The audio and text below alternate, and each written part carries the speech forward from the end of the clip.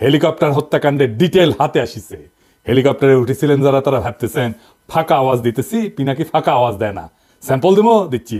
প্রথম helicopter mission শুরু হয় 19 জুলাই বেলা 1:40। আকাশে উঠে হেলিকপ্টার, নামে 3:10।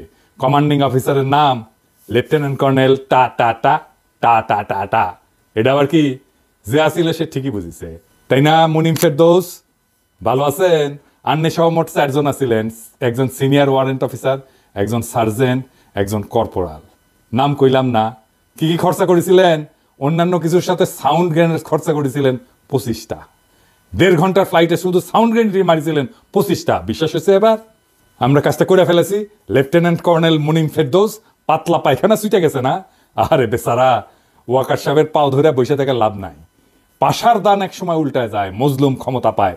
প্রফেসর ইউনূস, আপনারে বলতেছি, প্রত্যেক হত্যা, প্রত্যেক গুম, সবগুলোর বিচার করবেন বলছিলেন আপনি, প্রতিশ্রুতি দিছিলেন। কেন গুম কমিশনের অ্যারেস্ট ওয়ারেন্ট দেওয়া সামরিক অফিসারদের গ্রেপ্তার করা হচ্ছে না?